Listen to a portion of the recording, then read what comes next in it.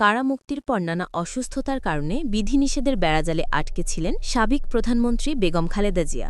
অবশেষে দীর্ঘ ৭ বছর পর স্বামীর মাজারে গিয়ে আর আবেগ ধরে রাখতে পারলেন না সাবেক প্রধানমন্ত্রী। বুধবার রাতে শহীদ রাষ্ট্রপতি জিয়াউর রহমানের সমাধি প্রাঙ্গণে গাড়িতে বসেই ফাতেহা পাঠ করার সময় তাকে অশ্রুসিক্ত দেখা যায়। এ সময় এক হৃদয়বিদারক দৃশ্যের অবতারণা হয়। তার এই আকস্মিক মাজার জিয়ারত নেতাকর্মীদের মধ্যেও গভীর আবেগ ও উচ্ছ্বাসের জন্ম দেয়।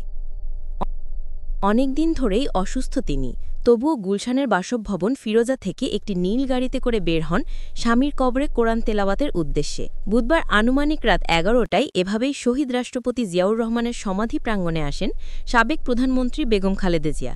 মাজারে পৌঁছে তিনি গাড়িতে বসেই ফাতেহা পাঠ করেন এবং স্বামীর আত্মার মাগফিরাত কামনা করে দোয়া ও মুনাজাত করেন। ২০১৮ সালের ফেব্রুয়ারিতে কারাগারে যাওয়ার পর এই প্রথম তিনি শহীদ জিয়াউর রহমানের মাজার জিয়ারত করেন। এ সময় খালেদা জিয়ার সঙ্গে ছিলেন তার পরিবারের সদস্য, বিএনপি মহাসচিব মির্জা ফখরুল ইসলাম আলমগীর, স্থায়ী কমিটির সদস্য ও খালেদা জিয়ার ব্যক্তিগত চিকিৎসক অধ্যাপক ড এজেড জাহিদ হোসেন সহ দলের নেতারা। খালেদা জিয়ার আগমনের খবর পেয়ে আগে থেকেই মাজার প্রাঙ্গণে জড়ো হতে থাকেন বিপুল সংখ্যক বিএনপি ও অঙ্গ সংগঠনের নেতাকর্মী সহ সাধারণ জনতা। প্রিয় নেত্রীকে এক নজর দেখতে এবং তার সঙ্গে শ্রদ্ধা নিবেদনে অংশ নিতে সেখানে এক আবেগঘন পরিবেশের সৃষ্টি হয়। নেতাকর্মীরা বিভিন্ন স্লোগান দিয়ে তাদের নেত্রীর প্রতি সমর্থন ও ভালোবাসা প্রকাশ করেন।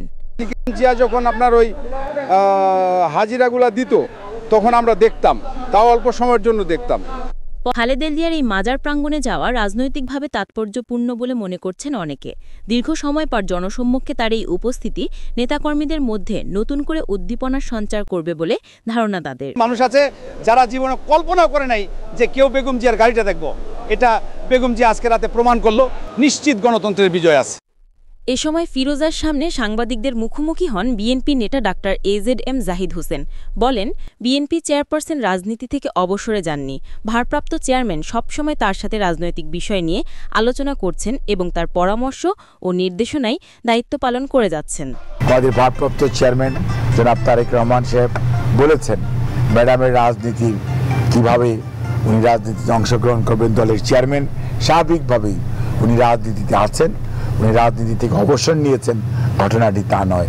এবং সবসময়ই চেয়ারম্যানের সাথে ভারপ্রাপ্ত চেয়ারম্যান সার্বক্ষণিক একটি আলাপ আলোচনার মাধ্যমেই এই দলকে আন্দোলন সংগ্রামের নেতৃত্ব দেওয়া, সুসংগঠিত করার জন্য ভারপ্রাপ্ত চেয়ারম্যান যে দায়িত্ব পালন করেছেন জনাব আমাদের চেয়ারম্যান সেটাকে সব সময় সমর্থন করেন।